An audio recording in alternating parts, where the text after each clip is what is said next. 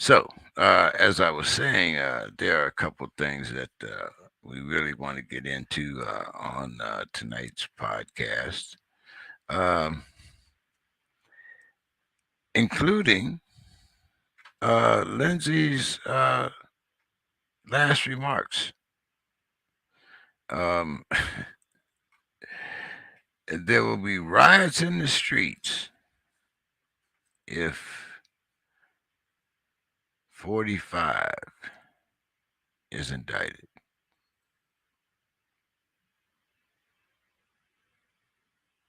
Hmm. Still talking about Hillary's emails. Uh, and of course, still, uh, although out of his mouth, he's saying that the election wasn't stolen, it does seem that he is still in Trump's back pocket. Um, where are my people here?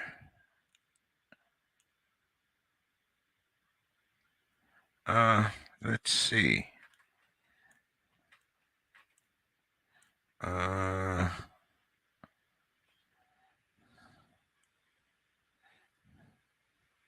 see, I sent everyone a separate link.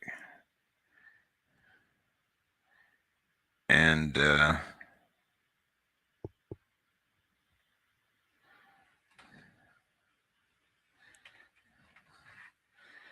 it's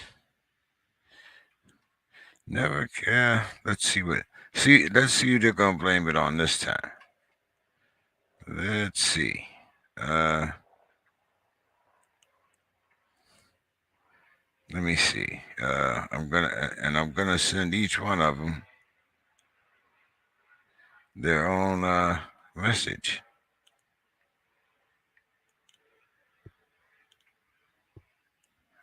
Uh, let's see. Uh, uh, uh, and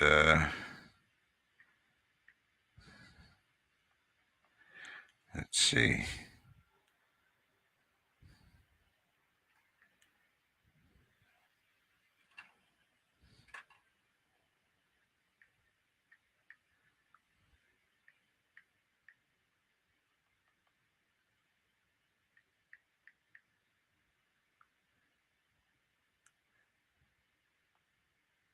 It's very. Sorry about the dead air time here. Seem to have a little trouble getting uh,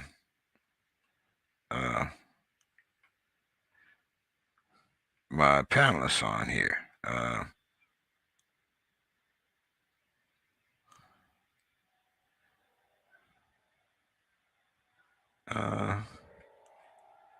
where am I?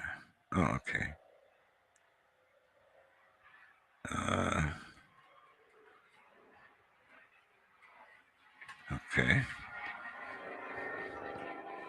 Like I said, not really sure uh, what happened, but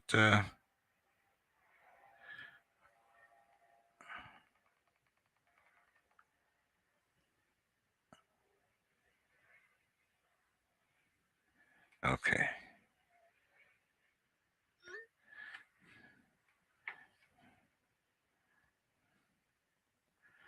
All right.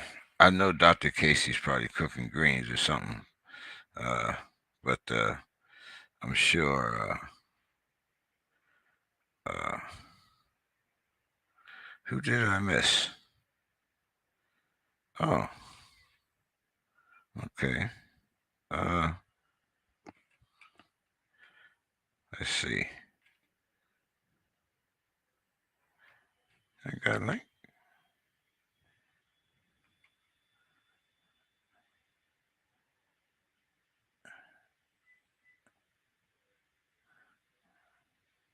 Okay. All right. Okay. Maybe they didn't get the right, but once again, let's kind of get to the topics that we will be discussing tonight. And the first one as I kind of touched on, and we're going to delve into this one in depth, I hope, tonight when we talk about Lindsey Graham's remarks and whether or not you think that he's actually going to go in front of the prosecutor in Georgia. And I don't know. I think we could do a Las Vegas thing here and over or under. How many times Lindsay's going to take the fifth if he appears before the grand jury? But so we'll see.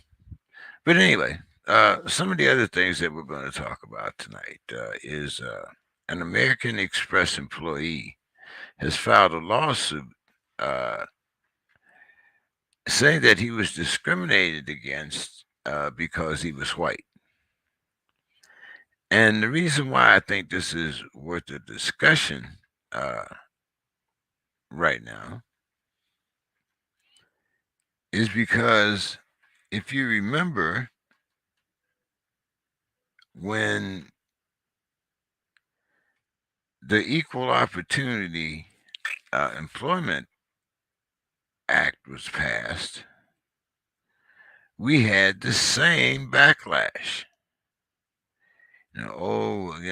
This is just a way for whites to be excluded and to be, I believe the word then or the phrase then was to be passed over,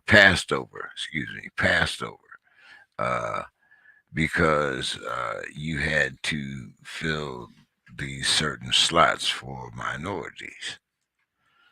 Now, it seems, that sometimes my remarks and my criticisms come back to bite me in the ass. But not only that, but they also kind of help to make my point. Because I had said a couple of weeks ago that I still think that there is, when you talk about allies and how certain groups or um, economic classes have been uh, given special privileges. And one of the things that I cited, one of the examples that I cited was when it comes to hiring practices, companies used to have a quota. And in some cases, when you look at the employment, uh, what would you call it? Um, I don't want to call it logistics. I want to call it something else.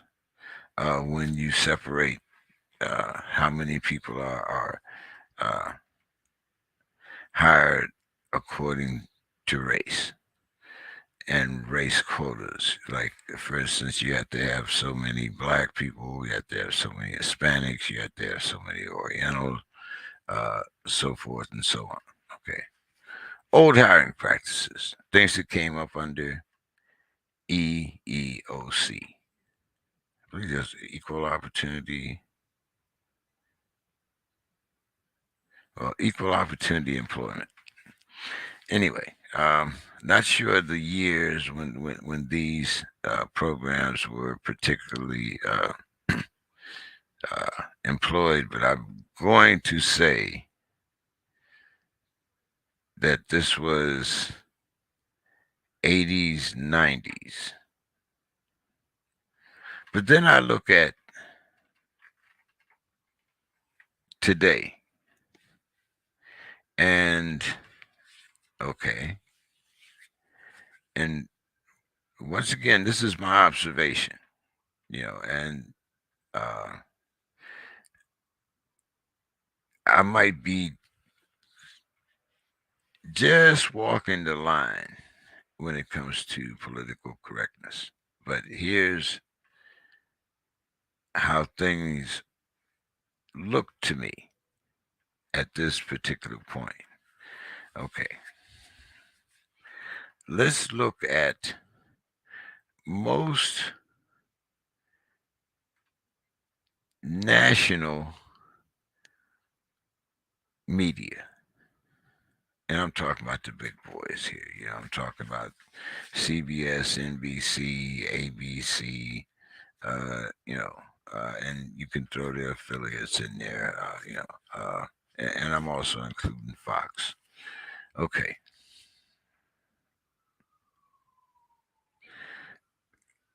For instance, you have the five. In most cases, the five is four women and one man. I have seen three and two. Since I'm not someone that watches it exclusively, I will say, that it does seem that, they have a lot of women that seem to be featured on their programs. And that's with the exception, that's with the exception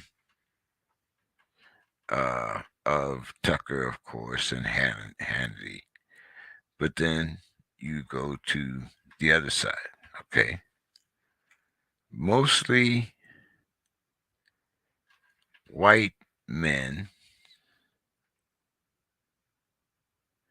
with a few radical,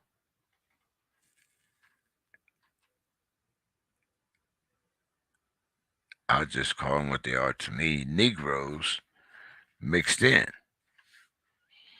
Um, and, I mean, when you have Tim Scott and Larry Elder and people of this ilk on that you know are supposedly representing the needs and fixing the problems of America.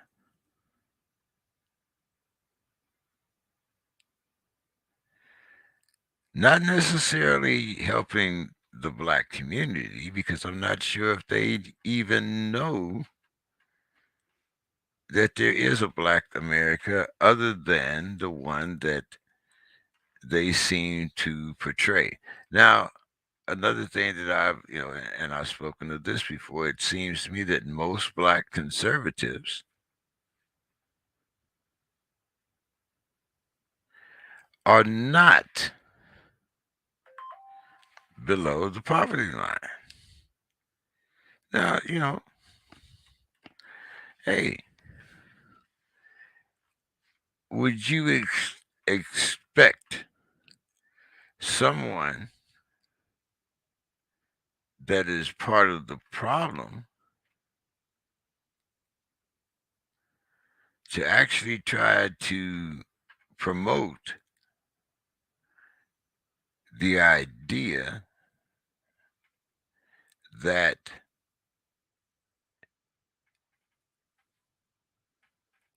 we're on an unlevel playing field? As a matter of fact, if you read some of Thomas Sowell's books, it's because we had the victim mentality and because uh, uh, we have been indoctrinated to believe that America is racist while it is not.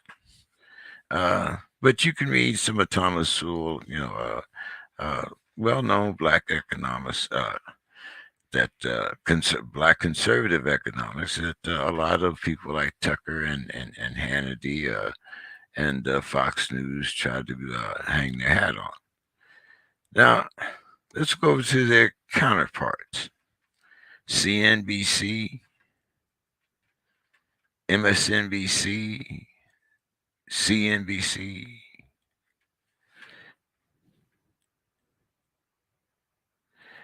and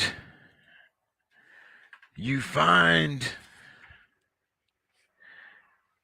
that there is a community that does seem to curry certain favor. And it is a group that we aligned ourselves with. We were allies with. We are allies with. We consider them a part of our platform. But don't you find it interesting that while we're still trying to pass the John Lewis Voting Act, and we're not allowed to give people standing in line a drink of water,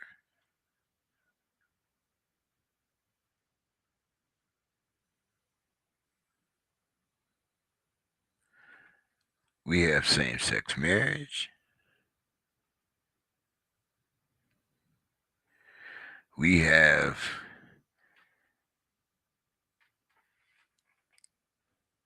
laws, gay bashing, hate crimes, that are usually put in place when there are crimes directed against individuals in this community. Now, once again, maybe it's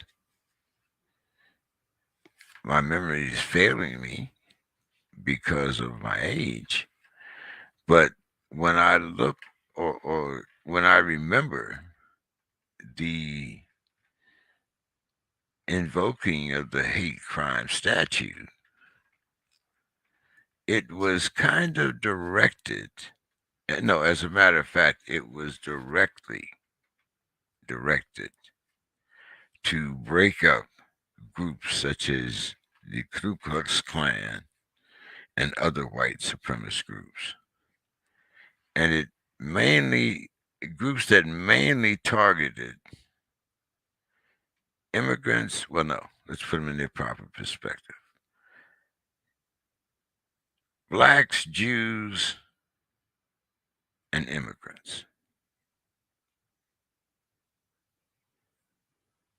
Let me say that again. Blacks, Jews, and immigrants.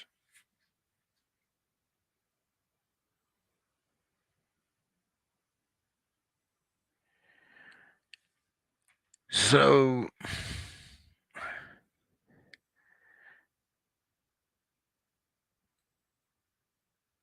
why aren't more, if you know that people are more inclined to view this group as a threat, if you attack or harm that particular group of people, why isn't that considered a hate crime? Are you telling me that police are incapable of hate?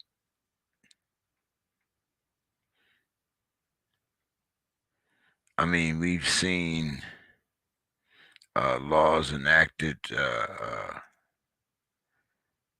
where I believe there's a law in the heat of passion uh, where if you would catch your spouse in a compromising position and you took matters into your own hands. there are some states that call that in the heat of passion, and it can be considered a defense. Of course, out here in California, we also had a defense where, uh, what did they call it? The affluent defense, where the kid had too much money and he was uh, uh, by privilege alone, he was excused of the crimes that he had committed, or he was given a much lighter sentence. So this is not the first time that we've seen, this type of backlash. Uh, as a matter of fact, this is probably one of, I would say, this period is where it's less common than it was back, like I said, when the EEOC was passed. The second thing that I want to talk about is that workers in Michigan at the Chipotle store have voted to unionize for the first time, following Amazon, Apple, and Starbucks. But I also want to talk about unions uh, and whether or not unionizing is the new plantation. And I'm going to use, once again, personal experience because I retired from a major grocery chain. And um, while I was working for this grocery chain, I was also a shop steward. Now,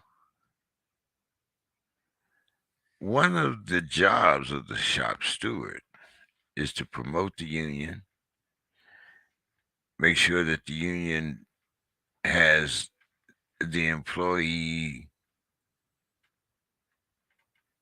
uh,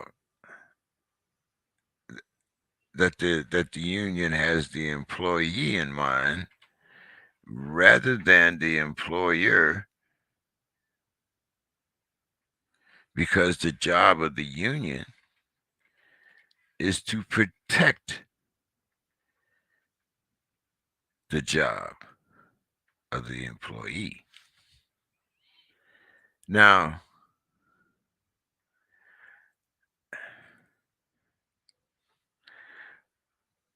unions have changed to me when I look at the makeup of the unions.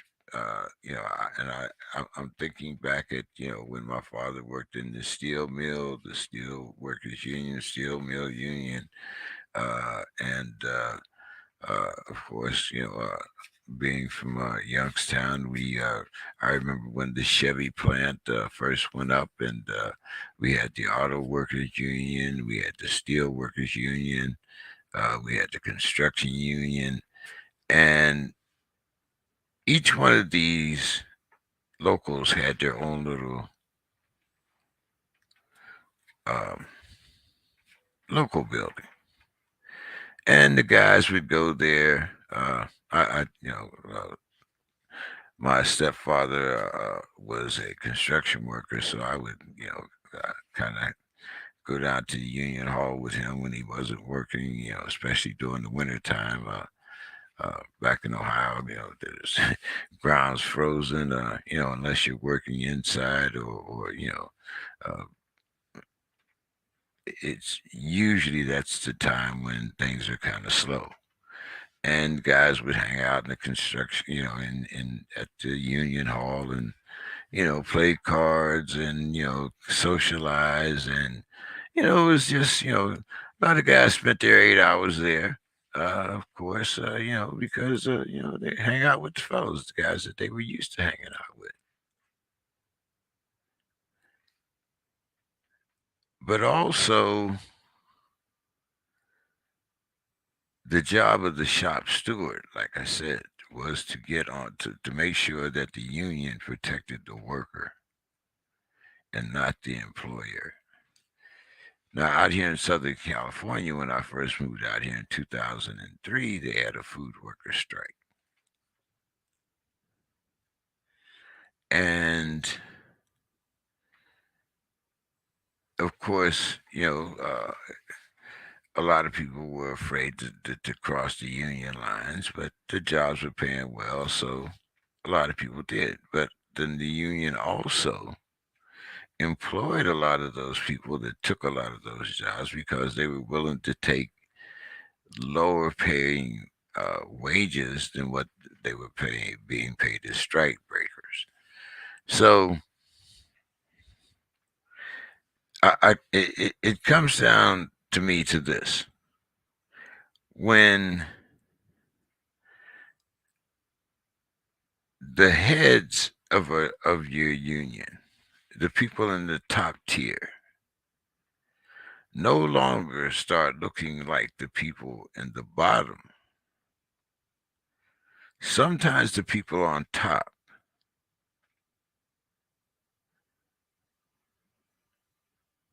forget what their job is. And you start getting the house versus the field.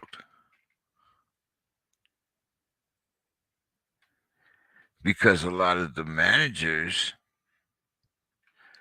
come from, especially when you're talking about major grocery chains, most of the managers come from the lower tier.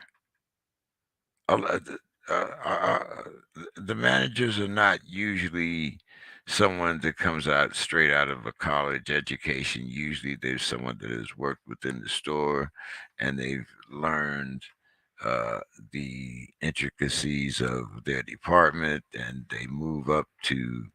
I've seen guys move practically from uh, you know. Uh, departments heads to store managers, and once they become store managers, they can no longer, since they're salaried employees, even though they belong to the union, there's a whole different type of setup.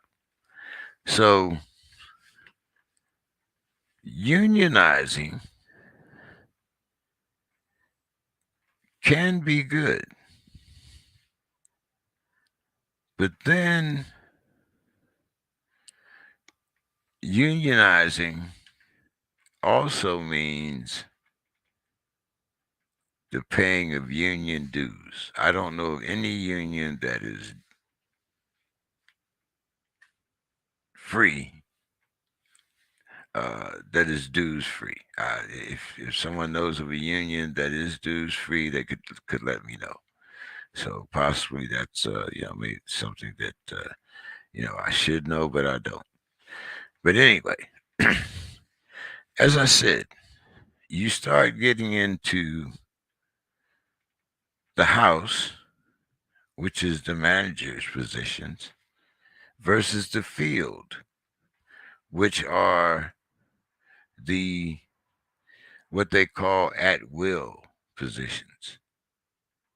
A lot of you that are employed know what the at will term means. That means that the employee can terminate your employment at will. He doesn't need a reason. Say, at will. So, is there is there a working alternative to unionizing?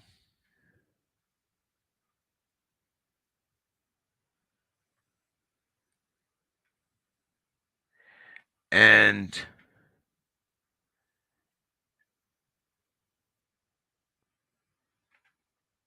is it better to have something based on a collective point of view? And I know a lot of you are saying, oh my God, he's a communist. No, what I'm saying is there an alternative that will get the same thing done. Can you make a company value its workers just because they're assets?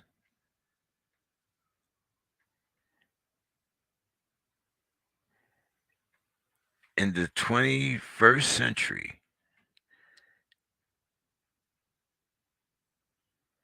is the same solution that we looked for in the 30s and 40s and 50s,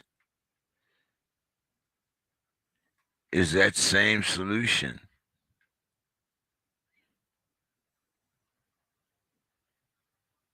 applicable to the 2000s,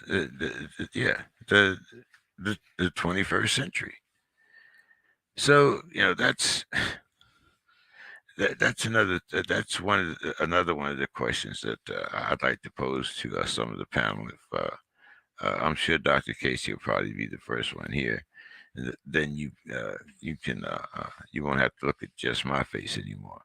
But the third topic that I wanted to talk about was this movie, Breaking. Embraced Breaking is based on the story of a frustrated veteran. In this case, he happened to be black, but I don't want to make it quite all about the blackness. I want to make it about the veteran and the cause of what happened to him. And I believe I hear someone there here on the line.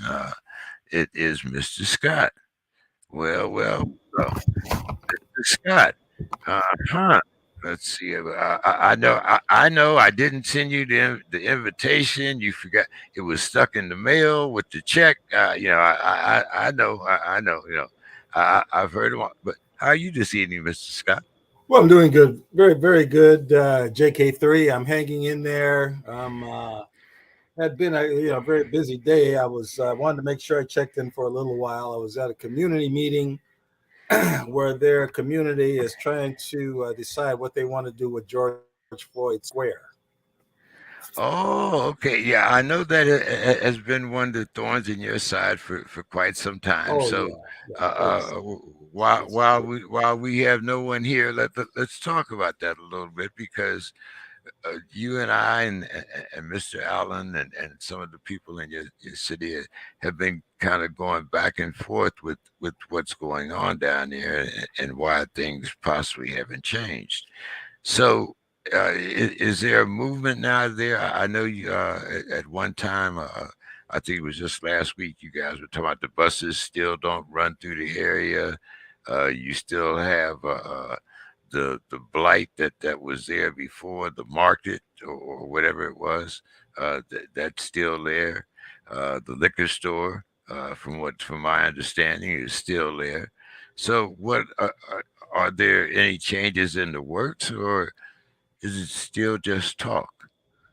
Well, it is just talk, and that's I went to the meeting with the hope of really contributing to something. And James, I worked at the county for years, and we used to have these meetings and put these sticky papers up on the wall and break into small groups. And then they have the rubber chicken for you there and the salad. And, and so this was almost like a nightmare when I went into the place. And so they're running down. But the thing that really got me is this group that was meeting at the community center. They have been meeting for the last year, and they said they're going to have another 12 meetings to try to put the things together as to what they need to do. And I can tell them in 3 or 4 steps what to do. I mean, I could have done this thing. And then they were waiting for this lady, or I think she's a lady, but I know her name used to be something else before his name, but they were waiting for the president of the city council to come in. Had meetings at several other places, but oh, we've got to wait till Andrew Jenkins gets here, city council, to really, coming in, big fanfare. And I'm like, where's the community? There was nobody in the community there at this meeting that I knew, except one guy. One of my good buddies was there, but they have no plan. They have no. The area was just a basic little commercial area, with stores and grocery stores. As a matter of fact, one of my good buddies lived right across the alley from Cup Foods. He grew up right across the alley from it. And we were talking, he's a musician too. And we were talking about the area and what used to happen. And they had like a five and dime store, they called it. Okay. And we were talking about, because he went to school with Prince. And we were talking about, he said, I think that's how Prince got the words for the Raspberry Beret when Okay. he's talking about the five and dime, because he worked at that five and dime. Prince Okay. worked at the five and dime there, right on 37th in Chicago, right by there. But it just showed you how the community could be, but they have a route where it's actually run by some hoodlum. I mean, he just is just a guy that just came and said he's going to take it over. He puts up these makeshift signs, say this is the sacred ground of George Floyd, or this is the yeah. Yeah. I went over there and rode my bike last summer. He tells me you can't ride your bike here. And I said, what authority do you have to tell me I can't ride my bike in my neighborhood? Who are you? What authority do you have? But that shows how these folks can't make up their mind. They can't decide. We've got mayors. There was a lady there from the Hennepin County Board. I helped her get on the board. Silence, nothing. Why can't we do something about that? And before I close my part on that, when the Michael Brown thing in St. Louis happened, he got killed for just selling cigarettes on the street in St. Louis. And they tore that down. They tore the St. Louis area down.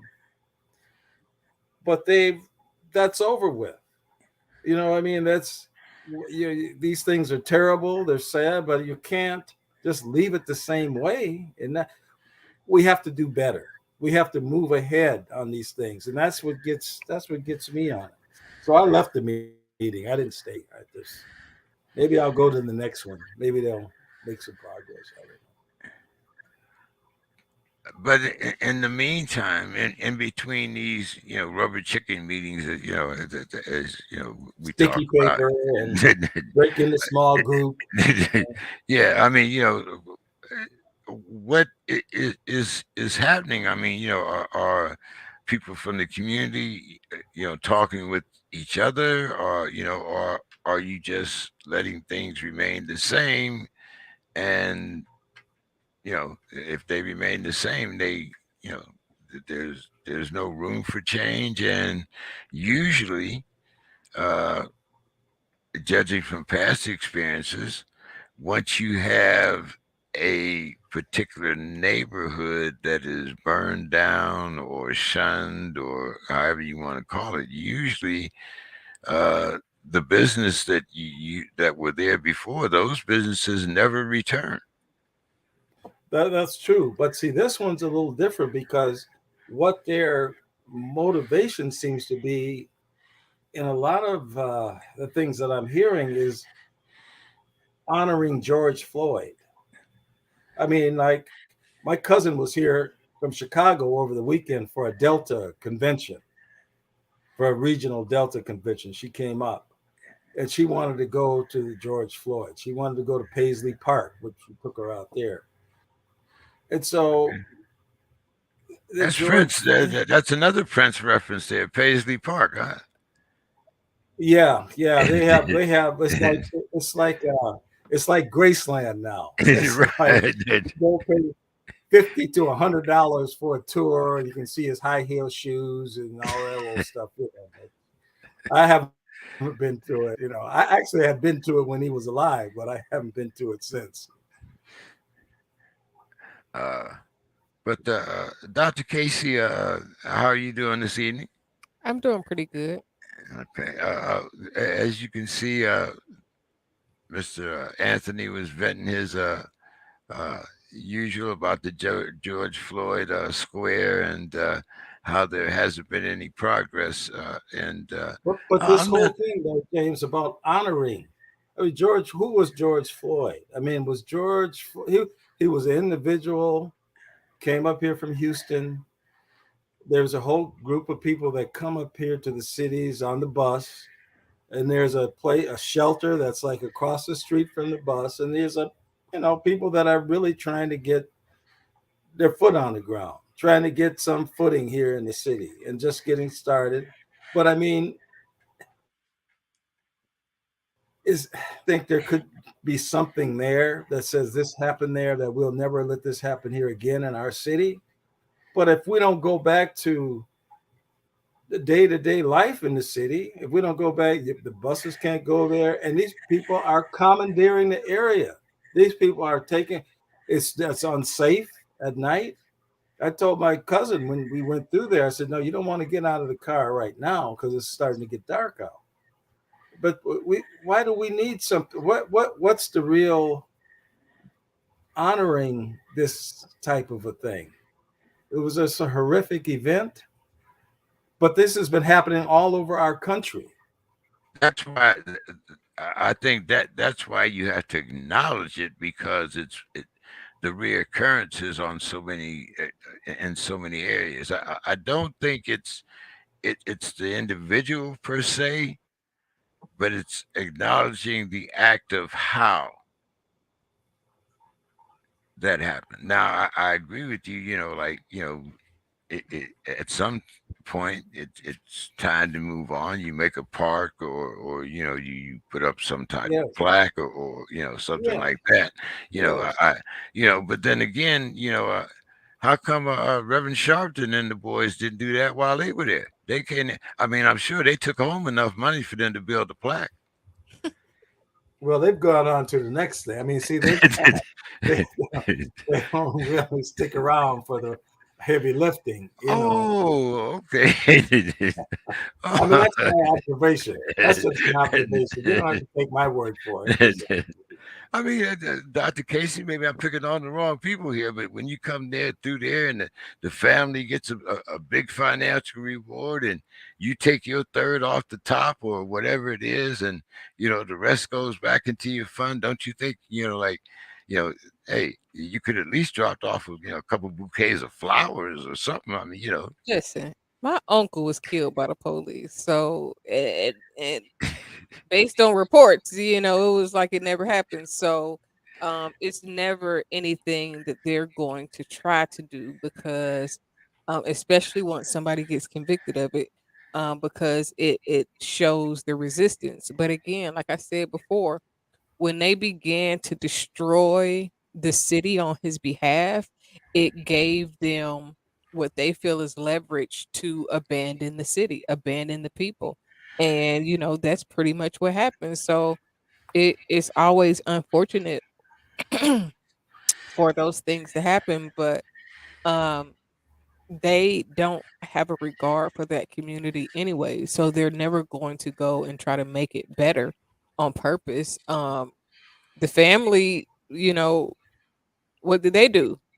It's kind of like a lot of times when stuff like that happens, the family don't they just want it to be over with. They don't want to think about it no more because everything is a trigger. So it's not just the ambulance chasers that chase all of these, high stake cases, but it's also the community, the leaders, the family, everybody has to want to be a part of it or will never nobody's going to fight for something by, for somebody else. They're only going to fight for it if it's up to them or about them. but the uh, family is now looked at as, I mean, you go to different things now that are happening in other cities, and George Floyd's brother will be there speaking. He'll be speaking about it, or they have become national figures. And up here, this lady that claimed she was George Floyd's girlfriend for, I don't know, a short period of time. Now you'll see her on the news. You'll see her talking, her See, but espousing. they're not doing it because of him. They're doing it for the attention. There you go. See, there you They're go. not This is what, seeking to actually make his name great. They're seeking for the public validation, the rewards that come with being in the media and all that other stuff. So it's like, nobody wins in those type of situations because the people that's supposed to be there on his behalf are not always there on his behalf. I mean, it's people always scream everybody's name, but nobody really makes sure that the legacy or any type of legacy s- lasts longer than the moment. Yeah. I but mean, what could George Floyd's legacy really be, other than we saw what happened to him, and I think we, if we don't get past that, I mean, I don't, boy, The thing is but that's the reason why when the boycott for the buses happened with Rosa Parks. They didn't use the person that first had the incident because it was too much chaos around that person's life. They used Rosa Parks because of who she was and what she stood for, and because she was more squeaky clean. So it's hard for them to make a legacy out of someone that they don't feel is a legacy to be left after, aside from that incident. Does that make sense? yeah, it does. It does. Here again, God rest his soul, Mr. Floyd, but wasn't a famous person. He was a person that this happened. The family's been paid. Police are in jail, and yet it's like they don't want to move from it. I don't. but Mr. Scott, have things changed in your city since the death of George Floyd? Gotten The, worse. the, Gotten worse in our you, city and you, around the country. right. See, I mean, you got you had okay, the police they knelt on him until he was dead. They knelt on his neck until he was dead. But hey, then what? This year they shoot a man to death that's laying on his couch in his own home. I So I mean, mean, but these are what looks like just by chance incidents seems more like militant attacks. It no, seems but more like you have to look at the history of the state because but it's not just the because state. no, It's no different than um it's like organized crime in an unorganized method.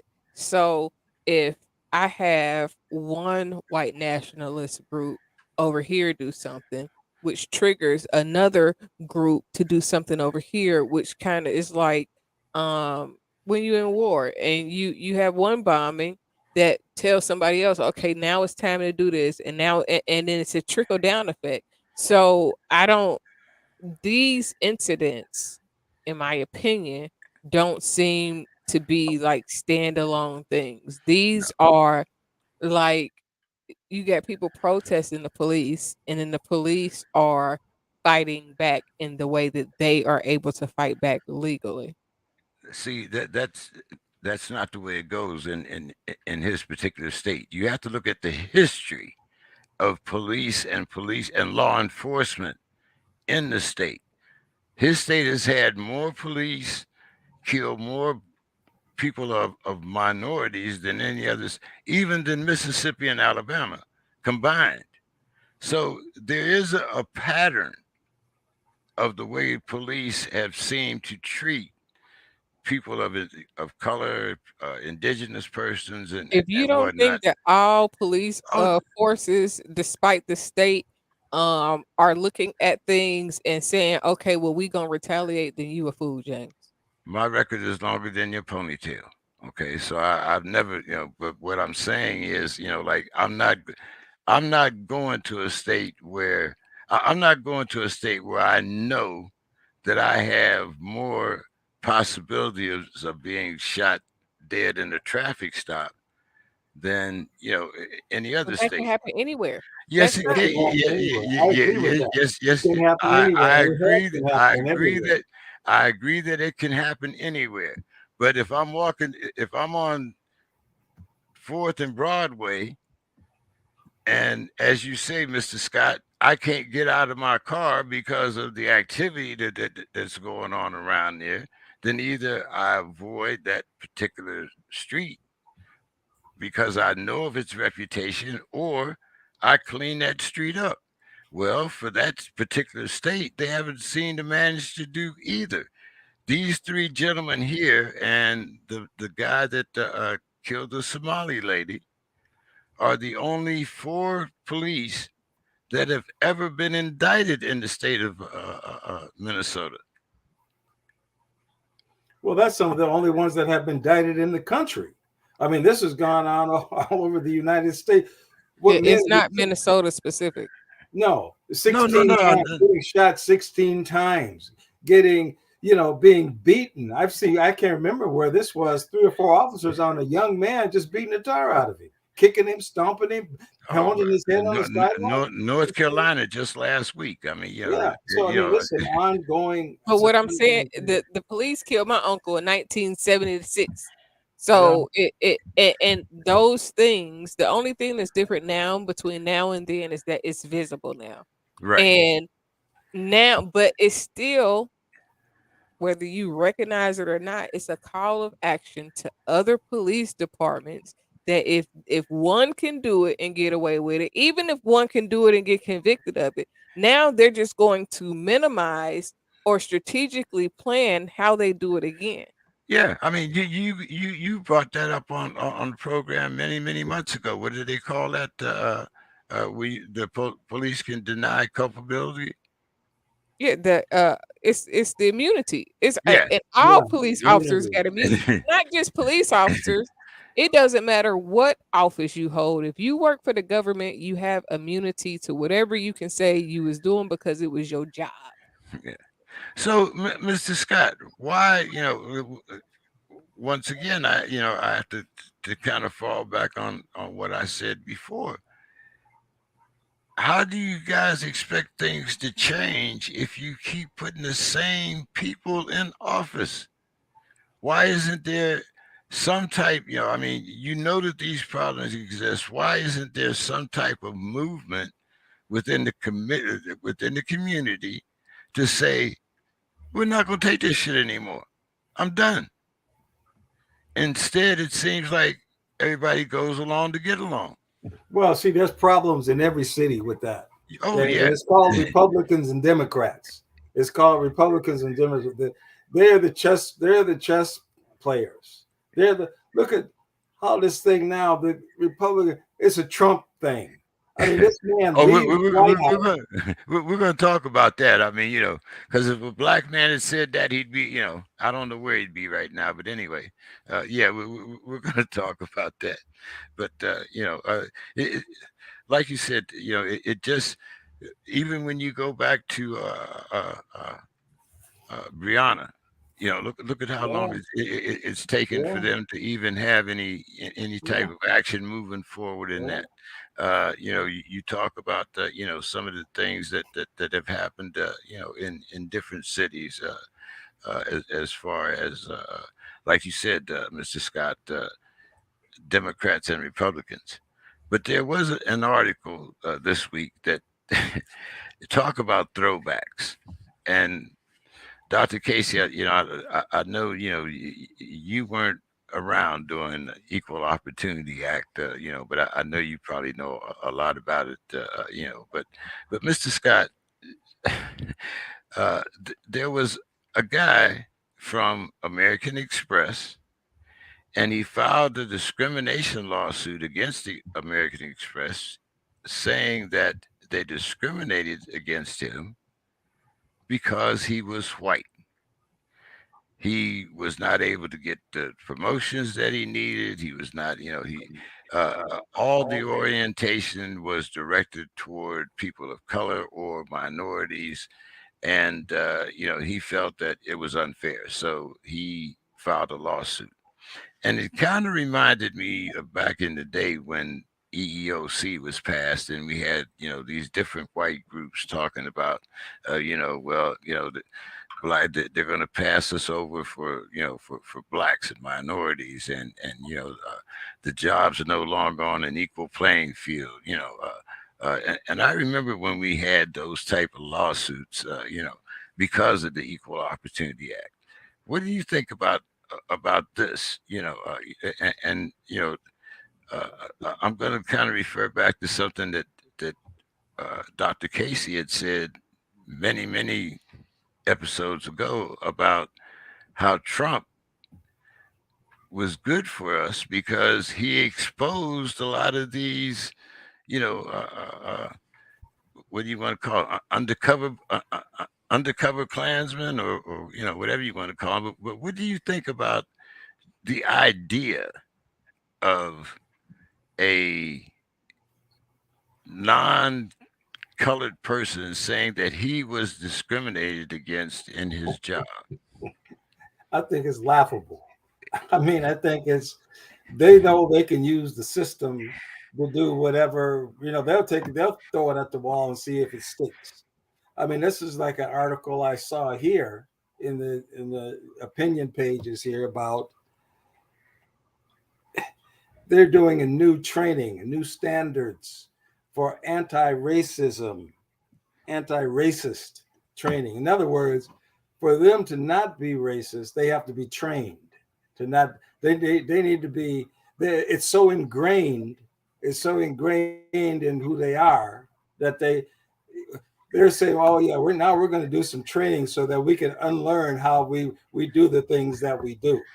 So no, I think that's a farcical thing for a white person to get up, and they know they have the privilege, and so they can take it to another step when they get ready and say, "Oh no, I'm being discriminated against." So no, I think it's farcical. Dr. Casey, what do you think about this reverse racism thing? You have to learn how to not be a racist. Well, because we have been conditioned to be that way.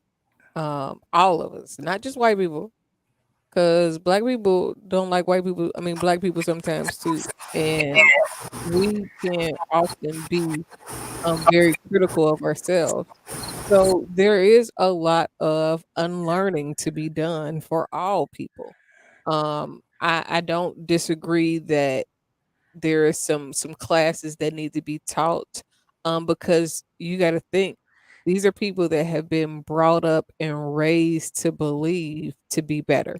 You got to think that these are people, the standard that has been created has been structured to show them a certain way of how to view things. And the only way that anybody can unlearn is just like all the things that we know about Christianity. In order to really dispel and free people mentally, you have to unlearn everything that you've been forced to know. Like, I don't think that only black people suffer from the racism of white people. It's white people that suffer from that too, because even if they did not want to be racist as children, they were forced to look at these things. They were forced to witness these. They was forced oftentimes seeing other white people killed that stood up for black people. So that's not something that they always learned willingly. It wasn't like, "Oh, yes, let's learn this." These are things that they've been conditioned with the same type of fear that we were conditioned to be subjected to it. They've learned it. It's not like uh young white kids was just like, I mean, now there are some young white kids that have watched the patterns of behavior and thought that it was cool, but there are also those that wanted to play with black kids and was forced to be racist. But again, that points out how ingrained this thing is. Dr. Casey says in all of us, and the idea of saying that we have to actually be taught. I guess in some ways you can look at it as some type of an acknowledgement. So much in it. So the only way we can get out of it is if we go through.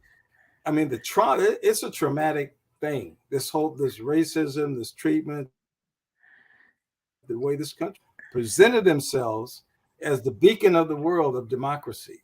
That this is the one country that has the democracy with constitutions that they supposedly follow. And as we all know, it's lip service, it's ingrained, and it's a constant battle to deal with this. Good evening, Miss Sims. I had to mute you because you got a lot of feedback there, and I wasn't sure what it was. So Don't have any mics or anything on, so you're on, James. now it's definitely you. So I'm going to mute everybody else. But I don't know whether it's connection or what. But you kind of sound like you got a vacuum cleaner running in the background. But anyway, what we were talking about is that we had an American Express employee that's filing a lawsuit because he claims that he's being discriminated against because he's white. Maybe you should put on your headphones. Maybe that's it. Kept on headphones. I did turn a fan off though. Okay, well, so what do you think about this idea of reverse racism? Well, I was as it came into when Dr. Casey was speaking in regards to various people, cultures, experiences, same types of injustices, racism, etc., etc. That happens because the behaviors of people. And as she was speaking, it reminded me way back when I started in the early 70s. I mean, 1990s when I started into organizing, faith-based organizing. And one of the things that when I first went into it, that back then was mainly white people, white churches that had belonged to the organization. And a lot of things that I learned in listening to them speak, and even in them wanting to be involved in social justice changing issues, was that it was a learning thing for them. They were a lot of the things that were in place for black folks and harming black folks and others, if they looked deep enough, it was affecting them also. And they were totally shocked at some things. And so she's correct in regards to some of the things she was saying. And I actually heard people and experienced a lot of my white friends then and now. It continues to go on. A lot of racial issues, cultural issues, injustice, inequity issues among all cultures and races. And a lot of it stems from the continued negative behavior of all kinds of people. It's not just restricted to one race or culture.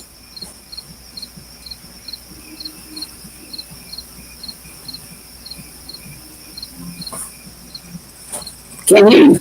I think we all kind of agree that it's not restricted to just one race or or culture, but it just seems like a kind of a throwback. Like when I was talking to Mr. Scott and Dr. Casey, it seems like a throwback to the old '70s and '80s. When EEOC was first enacted, and you had everybody filing these reverse discrimination lawsuits. Um, but I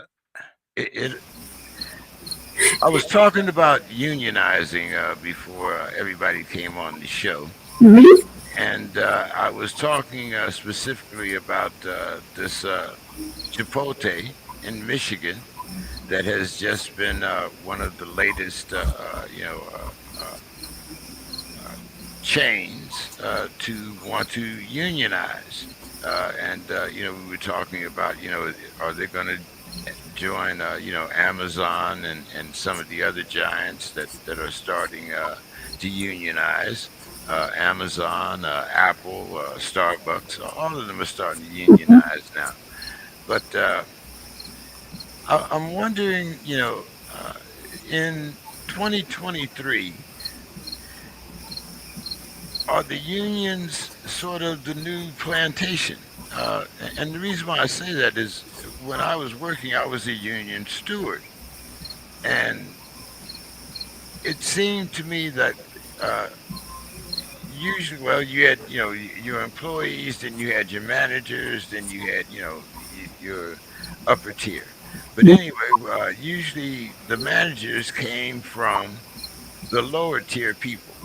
And once they got in that manager spot, they had to abandon, they had a different union and they had to kind of leave the I don't, well, gripes or concerns of the little guy kind of behind. And I see unions now as kind of house and field. And, if you're working and you're paying union dues, you're a field hand. But once you get into that upper tier, and you no longer look back down at that little man. I mean, you no longer see him as an equal. Is unionizing the best way to go in order for us to achieve equality in the workplace? Well, earlier, James, when I looked at your questions, I thought my first thought was, did anybody help him with this question? Because there's some pretty deep questions and things that you put out there. And then it caused I me. try not to be a shallow person, Miss Sims. It's always a good thing.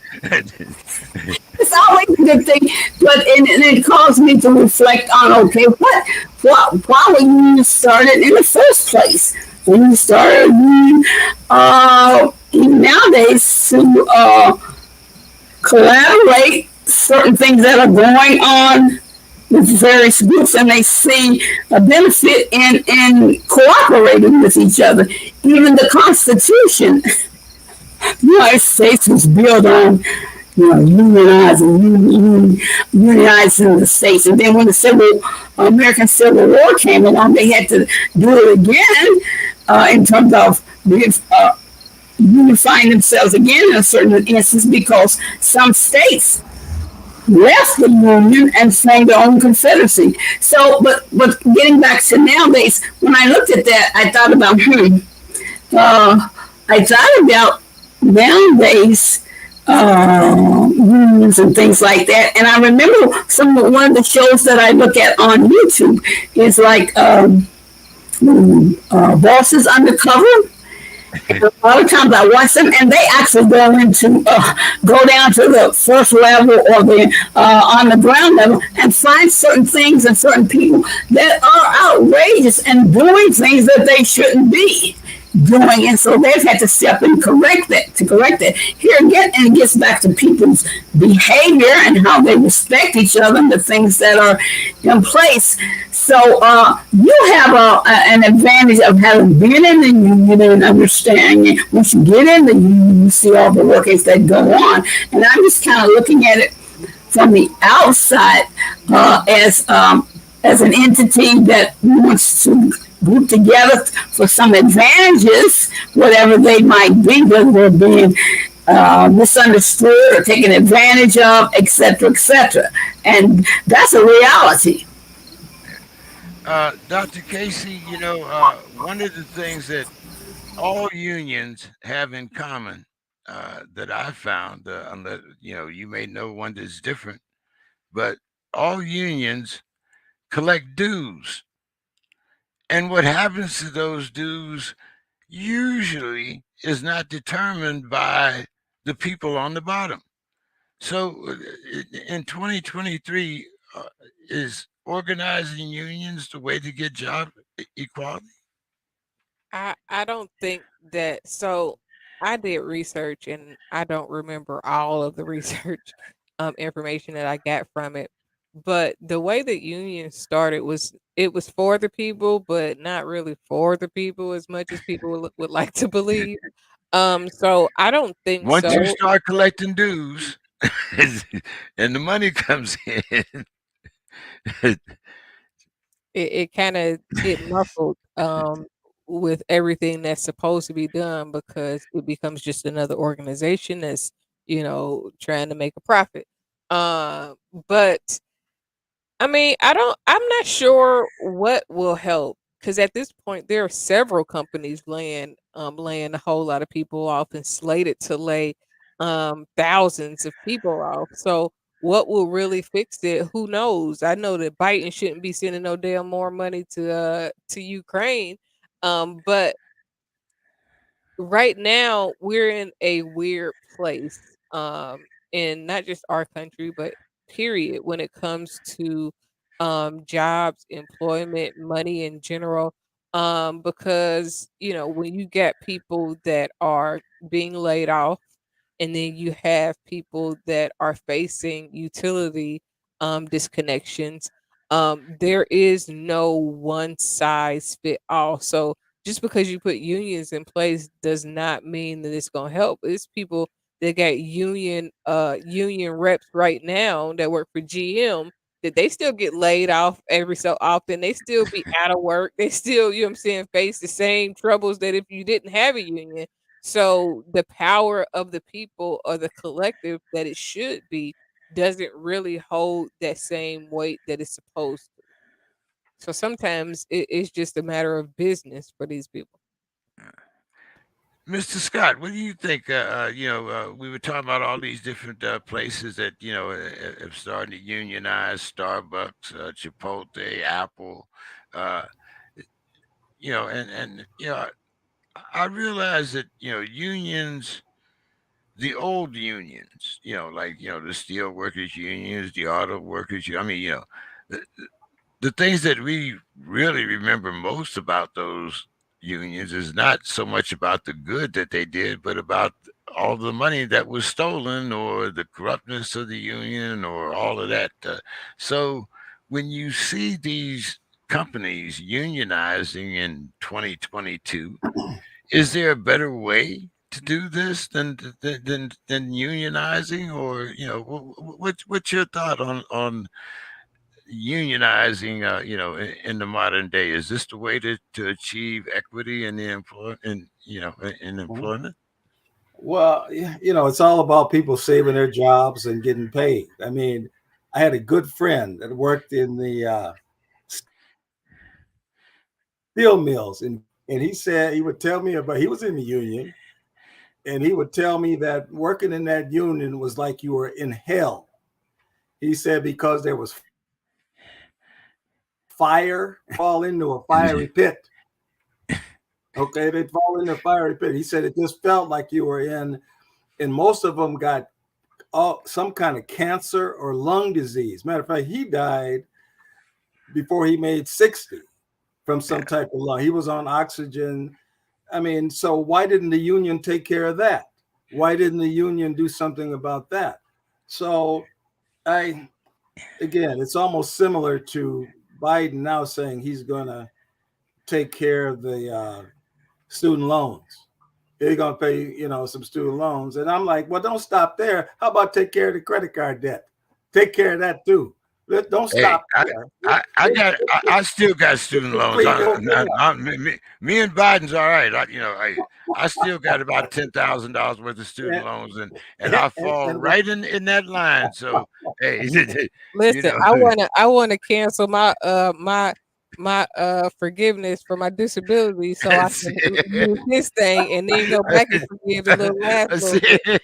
I'm telling so you, we just move in the chest. But I have to say now, literally, JK3, the Stems, and Dr. Casey, I've got to get to another appointment.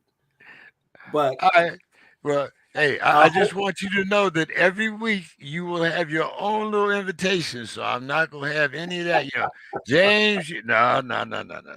I saw that with only my name, with only to my name. So I didn't know if I was going to show because I didn't know if Miss Sims and Dr. Casey was going to be on. If it was just me and you, I said, Oh, okay, all right, okay. Just call me chop liver. All right, I'm all right, okay. Give us your final thoughts there, Mr. Scott, before you all right, leave. Joe. Again, at being at the meeting on the George Floyd Square, 2 years passed, and really nothing being changed, nothing moving ahead, no plan to figure out what to do a proper thing. Everybody saw the traumatic event, and I think a lot of it is how are we going to heal this event, for one, here in this city. But again, these things are happening all over our country. We've brought in a new guy now, the Cedric Alexander, the national figure. He's supposed to help us put everything back together in Minneapolis, but he's been to all the different cities. He's been in Atlanta, hasn't he, Dr. Casey? I think he, Dr. Casey, don't get me has. started on that there. I don't say. Uh, we'll see, but I don't think there's a one size fits all in all of this. So that's my final. All right. Well, hey, we'll Wow. we'll see you next Monday, and hey, don't forget you got an invitation to come and talk a Okay. little Twins and Vikings with us on Thursday. You Yeah. know, And by the way, your team, your Pittsburgh team, ain't no good. So I'll just leave with that. well, we'll see because I think we play the Vikings. See, he ran when I said that there, but that's all right. I'll get him on Thursday. But wow, okay. So I got two ladies here until Brother Williams comes on. So let's kind of tackle this third question real quick. And I don't know if you ladies are familiar with this movie or not, but there are quite a few trailers out there. And basically, what this movie is the basic plot of this movie is that you have an army veteran that has his benefits checked. Uh, he's had some problems with it, and he's tried to go to the VA and get this problem solved, and he gets the runaround, which Dr. Casey and I know about very well. Having been, if you got any connection with the VA, it's, cross your I's, dot your T's, and then, we'll find another form for you to fill out. But anyway, this particular veteran goes into a bank and he tells the people that he has a bomb and he wants to know why he does not have his $836. You remember what I just said now? $836. Okay. Now, what happens subsequently is that this veteran is killed by the SWAT team, but he has no bomb, and it was all a big bluff. But instead of resulting to other measures, he was treated as a criminal, and subsequently he was killed. Now, the movie is about, it shows a black veteran, but it could have been any veteran, not necessarily black, but the fact that he was a black veteran has significance for not only the plot of the movie, but the fact that this is a true story. So, uh, Dr. Casey, you want to start off this conversation about, how possibly, this may have been handled differently. Maybe you have some type of experiences, where you thought, that, you were being attacked or dismissed by the veteran service. I mean, I went through it for almost 10 years. So actually it was almost 20. But anyway, Well, Yeah, dealing with my bout with sepsis and everything, they definitely do not like to take accountability. But even before then, I remember when my ex-husband owed taxes and they attempted to take my VA check. Now, for all the veterans out there, your VA benefits is takeable. Unless the VA actually take it, can't nobody garnish your VA check. no, If they attempt to do that, they have go to your bank and dispute it. They will restore your money because nobody, not Social Security, not no um place can take your VA money.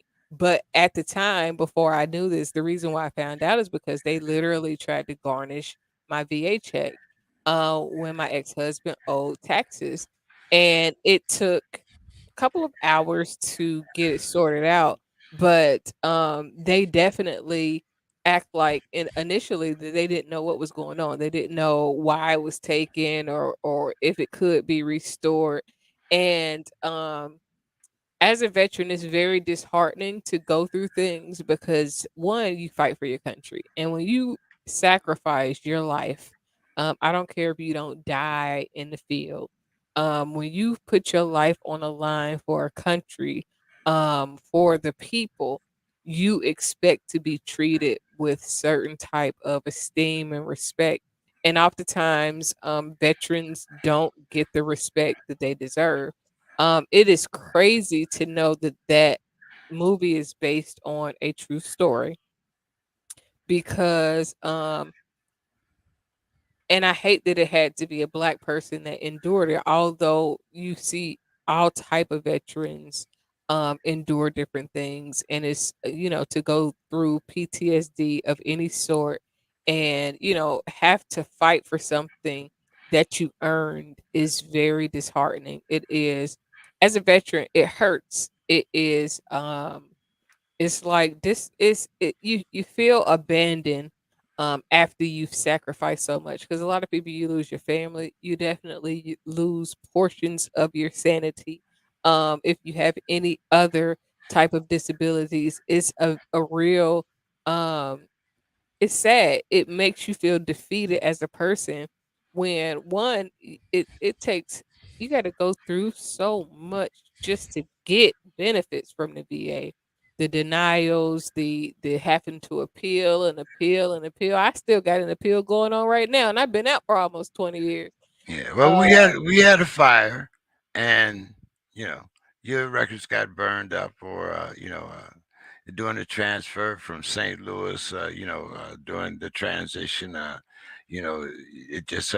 And by the way, where were you? March so and so, 19 so and so. I mean, Where were you deployed?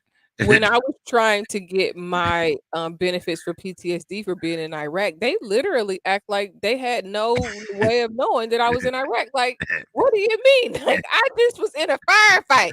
It's records to show that I was in a firefight. It's records to show that our camp got bombed in the middle of the night. How are y'all acting like y'all don't know that this exists? So it is it makes you feel like um doing extreme things, especially if you don't have the type of self-control and temperance to dial yourself back down, because it's that frustrating when you've given so much and sacrificed so much, and it makes you want to act out. And it sucks that a lot of veterans don't have the support system either at home or within the VA to get what they need in order to sustain a life of, purpose. Miss Sims, did you happen to take a look at any of the clips on YouTube or any of those places where I had pointed out?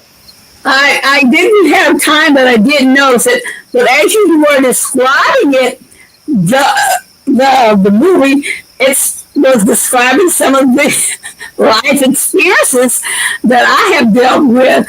And here again, you are on the inside, and I'm on the veterans, and I'm on the outside.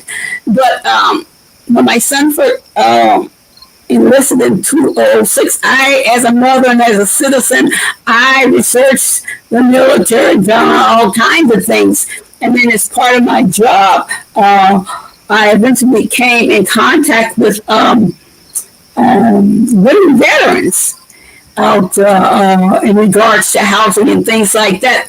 And one of the things that came out that struck me and ticked me off is I couldn't understand why a lot of veterans, especially black veterans, were not taking advantage of the benefits, etc., etc. So I went into it that way out of curiosity and to find out what was going on. And then along the way, I partnered with friend of mine whose husband was a veteran at the time. He had Parkinson's.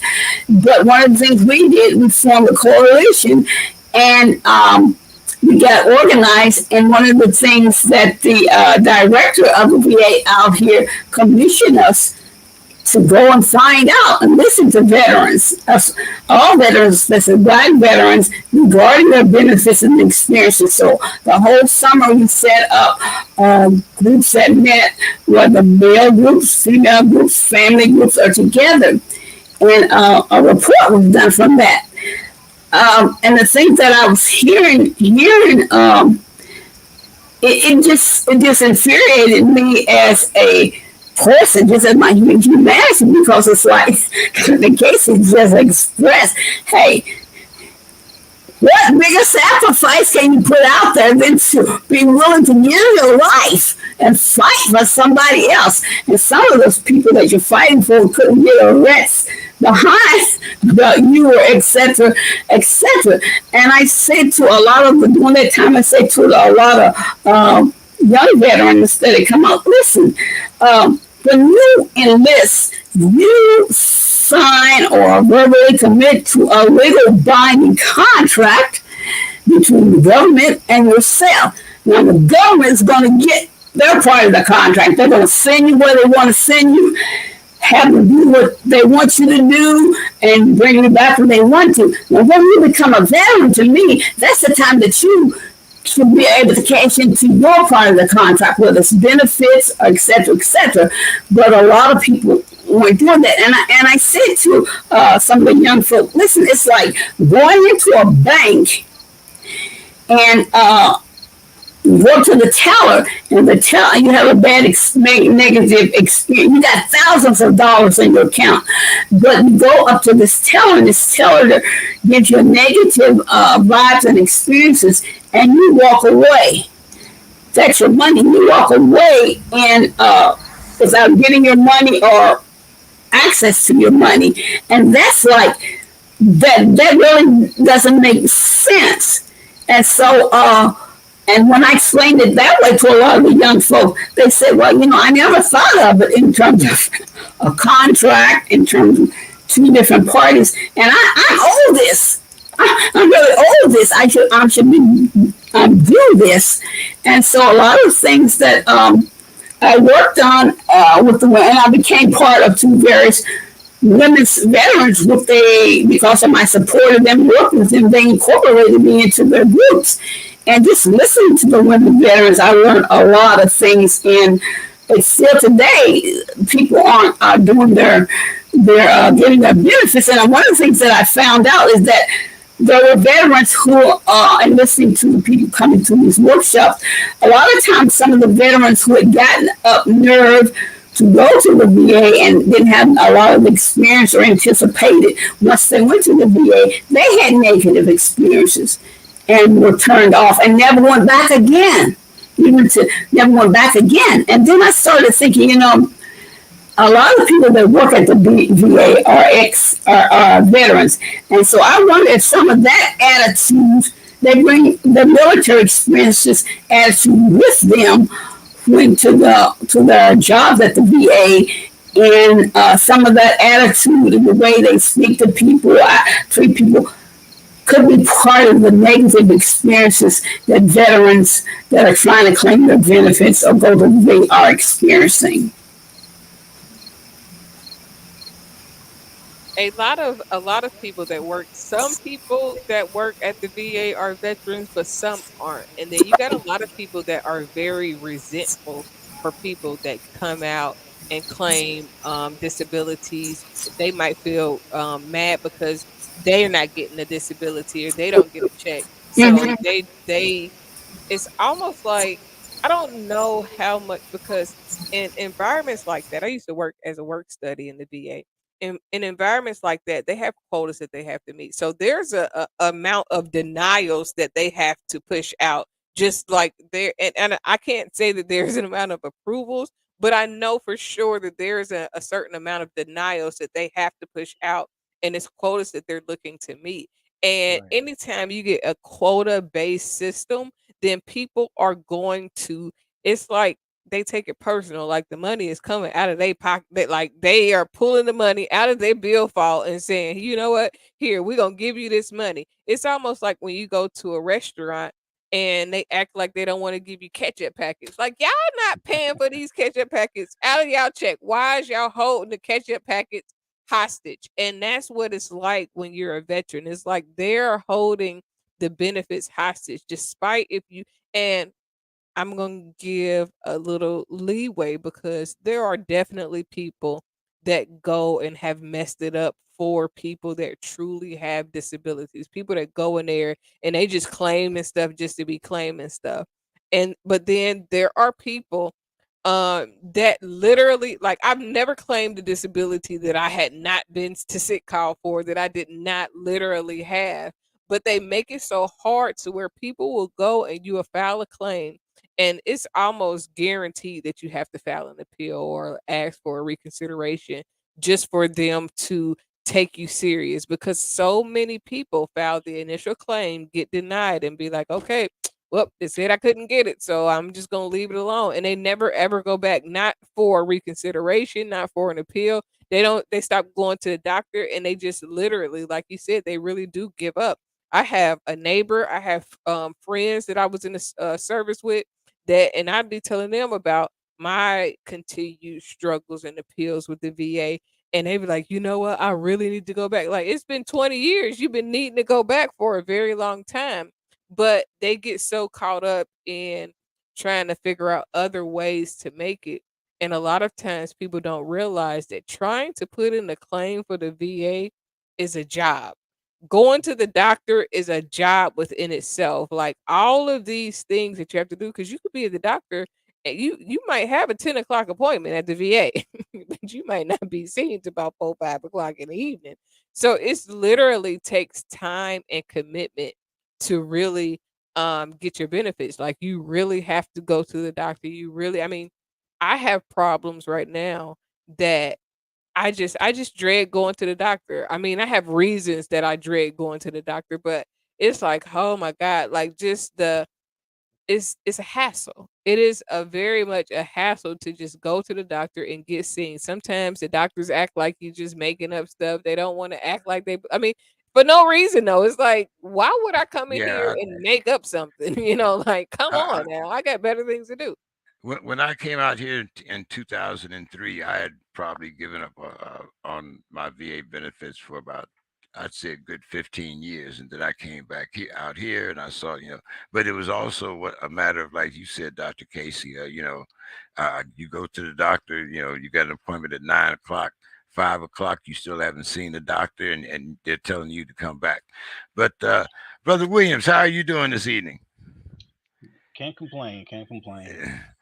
Um, we were just, at least I was talking about the movie Breaking, and I don't know whether you were familiar with it or not, but I was telling how you could go to and watch some of the trailers on it, and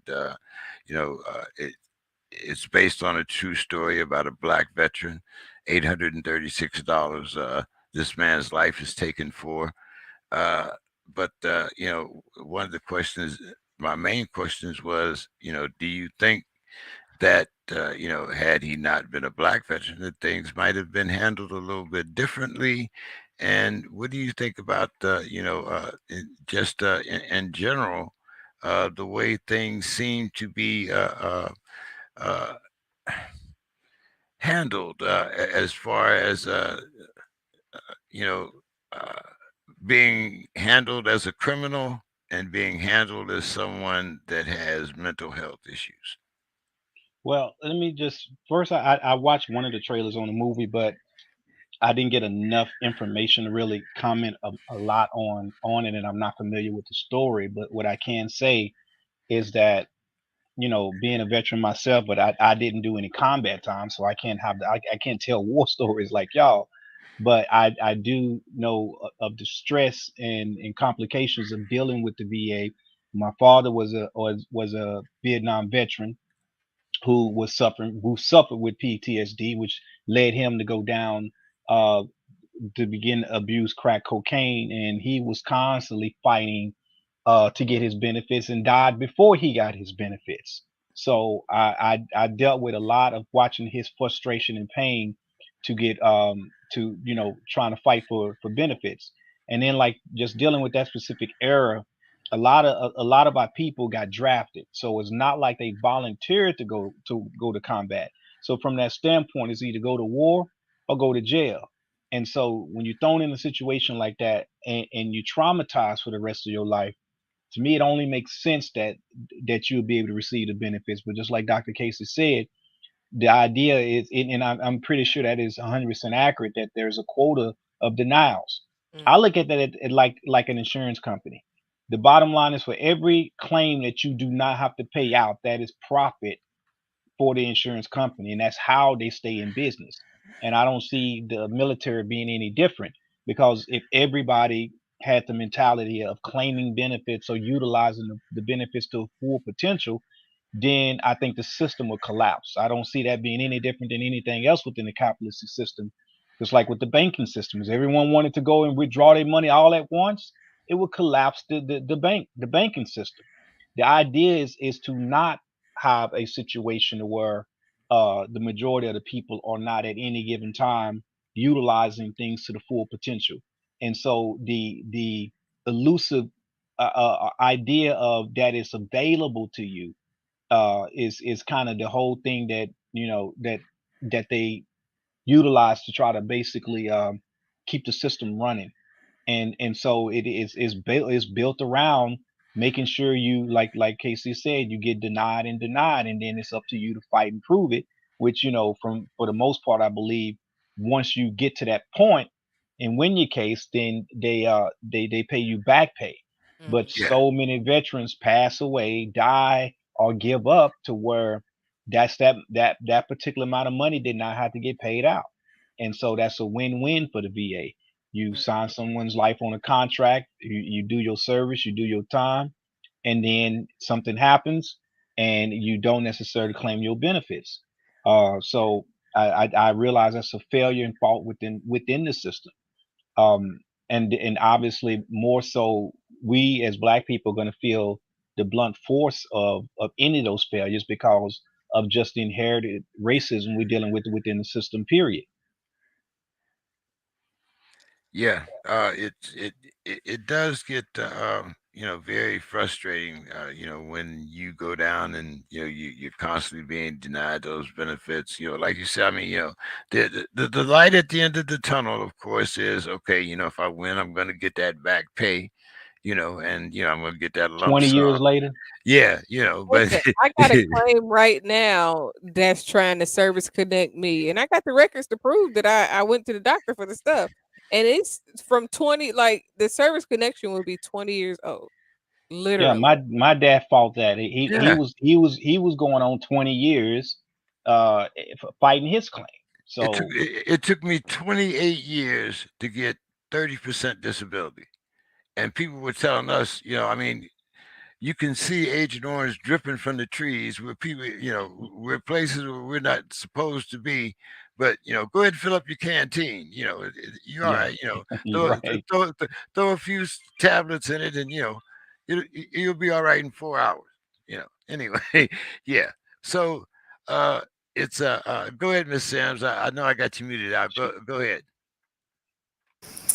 As I listened to Dr. Casey speak, it saddened me because it reminded me of the reality. What she's saying is true because it's true on the inside, and some of the things that on the outside that I work with in dealing with veterans and male veterans and things of that sort. It really saddened me brought back, negative memories. So one of the things that one of the women group, the first women group I joined, did that. One of the experiences that a lot of veterans experienced was sexual harassments and rapes and things like that. And so, as we listen to various other members talk, one of the things that they were experiences that when they did come for examinations and things like that, walking past the waiting room where a lot of males were sitting and watching their every move brought back negative experiences for them, and whether it be PTSD or things that they personally experienced. And one of the things that the group did was we formed together. It was called Sister to Sister, so that any woman that wanted to could connect with the group. And when they came in for an appointment, one of us from that group, from the group, would stay with them all the way to through their appointment, so they wouldn't have to experience some of the things just being around in a room full of just males watching them and whatever. And so then they also got Minnesota Women's Veterans license plates and things like that. I also worked with two of the men here in Minnesota, black men that started the Black Vets of America here in Minnesota, worked with them. And then after one of our reports, we went on, Don Allen and I, from Mr. Scott, he went online and created on Facebook an account for Black Veterans of America. And when we first started out, it was like below 100 people. But now I think it's in the thousands, because one of the things that I still do is I get information from my resources still connected with the VA. I get Miss Sims, you didn't have to get information from anybody, because I grew up with you know that we was dogs. I mean, we talked all under your clothes, under your shoes. I mean, come on now. I cannot imagine that there was not at least one time in your life that you was not, you know, uh, uh, subject to some type of uh, unseemingly remark today. But back in those days, if we talked about that dress you had on, or you know uh, uh, them titties that you had here down there, or why you getting that money off and in between your titties. I mean, come on now. We had no filters whatsoever. So I mean, I'm not saying that there wasn't a few good men, but for the most part, for the most part, you know, uh, we could have been admitted to any kennel in the United States for the most part. But I also and Dr. K,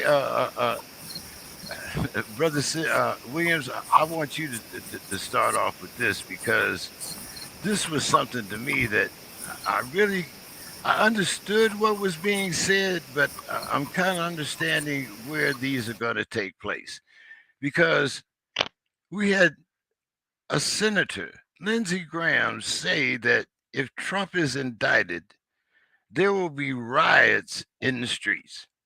Now, once again, if if it had been a black man that said that, I'm sure there would have been, some other consequences. But you know, uh, supposedly this party is the party of law and order. Now they want to defund the FBI. There's going to be riots in the streets. So now, I when we had riots, back in the 60s and early 70s, we burned down our own neighborhoods. I just don't see white people doing that. I mean, can you imagine the suburbs on fire? But in the mean, so where are these riots going to take place, and who's going to be the objects of these riots, Mr. Williams? Well, I would say that you have to realize the difference between white people and their entitlement, and black folks basically looking at just tired of being on the bottom. we burn up our own communities because we're confined. It has to do with a mentality of being confined and a lack of any ownership or the lack of any actual position within that community. So, but from a white perspective, an entitlement, to me, it still goes back to that. There's one clip I saw during the Capitol riots where this white lady was saying, how dare they stop us? And she basically was just coming off as if she was completely confused as to why what she was doing was wrong. As and I all I saw was entitlement written all over her expression in her face. And so from the standpoint of how they view liberty and fighting for justice and just the American life, keep in mind it's built around them having this resistive mentality. So the United States was formed on that. And colonialism is based upon that same spirit. So it makes all the sense in the world that you have that type of talk and that type of boldness, because that's how that's the European spirit, period. That's how white folks are. And if they do that to each other, then to me it shouldn't be a surprise as to why they would be able to do the same thing to anybody else. um Now obviously, just like you said, if that was a black person, hell, I think half the time before you even got the sentence out your mouth, something, you been got shot through the window by a cop, or rated and so on and so forth. So I mean, we know it's that the bottom line is completely unfair what they can get away with. But at the same time, it is because of that entitlement.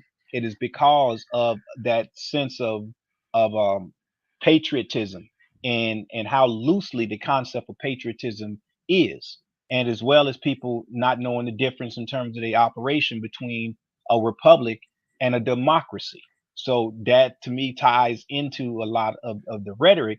And again, if the president of the United States led the charge, why wouldn't anybody below that position be able to continue the same type of rhetoric and the same type of behavior pattern? Dr. Casey, I see you Listen, just I told jumped y'all in. I'm here for it. You know why I'm here for it? Because the only way we gonna see change is if they fuck up their own shit. So we can't do it. We can't fight everybody. We cannot. We can say defund the police all day until we blue in the face, but when the white folks say it, that's when some gonna change.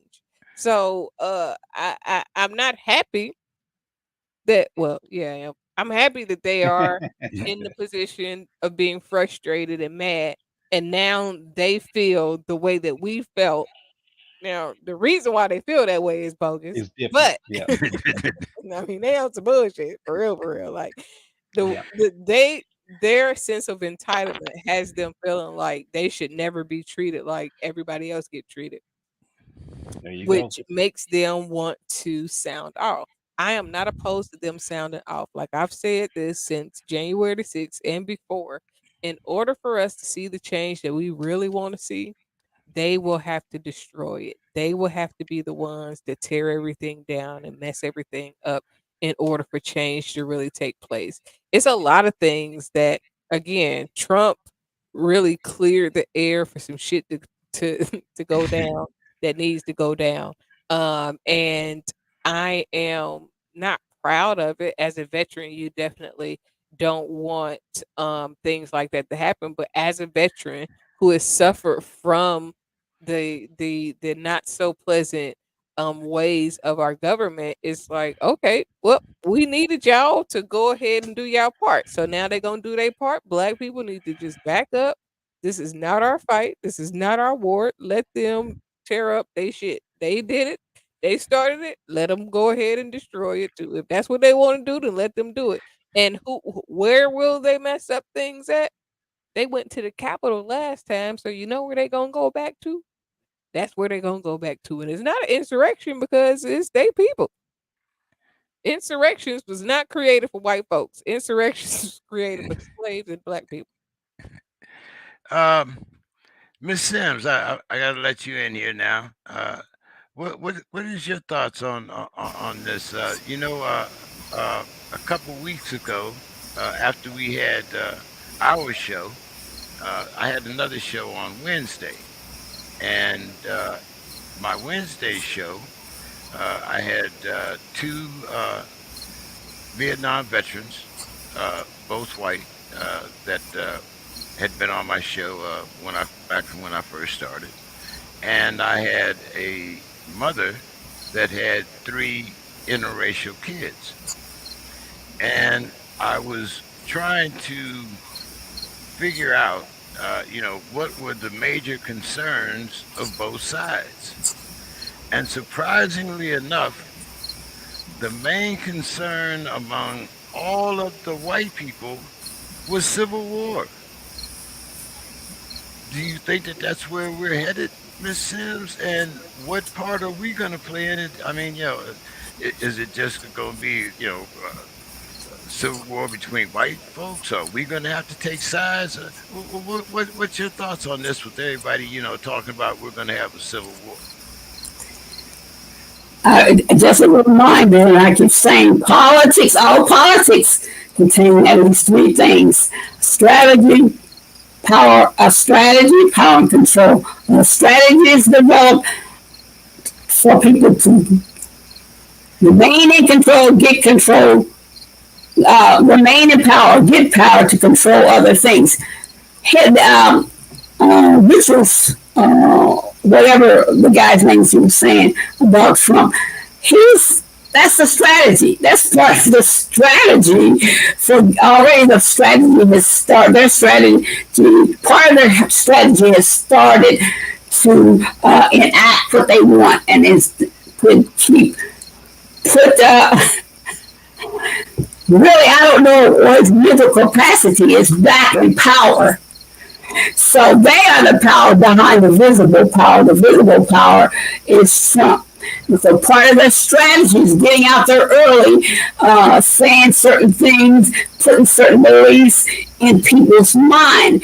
And I also, a while back, I'll let you all know, early on when I connected with Jane Ellis Brown, I realized how she was a teacher and when she had third graders, and to get over what the country racism and what Martin Luther King stood for, she did an experiment with these children in regards to telling them certain things.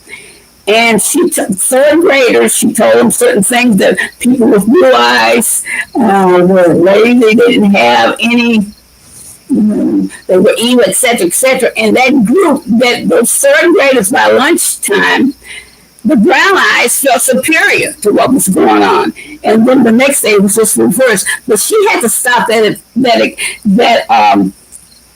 research or experiences at a Wednesday because it had taken over so much of these students' behavior based on what other people were saying, and that's kind of how the strategy that I think that's out there in politics now is putting things in people's mind that some people are gonna enact upon and actually believe and do. To me, one of the things when white folks say that there's going to be riots in the streets, they have various meanings of what they call riots, and like going to the Capitol and doing what they're going to do. But when you put stuff out there like that, you have a means of attacking or doing certain things that's going to hurt people that don't believe in what you're saying, whether it's connecting with the Supreme Court to have them vote certain ways and change certain things, whether it's going back to the Capitol and doing finishing what they felt that they hadn't accomplished and things like that. So it's a matter of the game of politics, which is it's not a game, it's a real reality, dangerous game that can hurt a lot of people, cause a lot of damage, deaths, hurts, things like that. And so in regards to civil war is one means of getting people to react against each other in various ways in conflicts and actually start doing battle with family members, etc., etc. So that's already out there and it has happening. It's just going to escalate it to the next level. Dr. Casey, you said it, let them go ahead and do their thing. But can we lay back, or I mean, is there a way that we can not get involved? I think you're muted. Yeah, we need to mind our There you damn business. go. That's easy. uh, uh, Come it's on just now. Come on now. When has Sister Hattie been able to mind her own business? Come I on mean, now technically and literally, of course, people are going to try to get involved. I mean, look at what happened at the Capitol. There was black people up there looking like a damn fool. But um, I don't think I think that they're trying to provoke a civil war that involves black people and race. I don't think that we are foolish enough to take the bait, hopefully. And I believe that we do know how to sit down and mind our business. We see it every day. Now, not all of us going to like completely mind our business, but black folks know how to not get involved and to watch from the window. They've been doing that for a very long time. So I don't think that I don't think that things are going to go the way that a lot of people assume that they will. People really believe that there's going to be a race war. People talk about it like it has to happen, and it really doesn't. Black people aren't really upset with white people. We just upset when white people do dumb shit and try to bring harm to us for no reason. And now will if it's white on white crime, will they attempt to attack black people? Probably. Should black people be prepared and armed so that their houses aren't harmed and they are able to literally protect themselves? Sure. But I think that if it's white on white crime, the same way they talk about black on black crime, you gotta let them white on white crime handle itself. I mean, I really don't see it being an all out civil war like that. I really don't. I don't see a reason for it aside from white people being upset with the system that they created not working the way they wanted to work when they wanted to work it, which is that entitlement. Um, Black people are. I mean, we're frustrated. We've been frustrated for hundreds, probably thousands of years, but we know how to sit still. We know how to just go with the flow of things. So, I am curious to see how things will be in the next 10 years. Let me let me add Brother that. Williams, go ahead.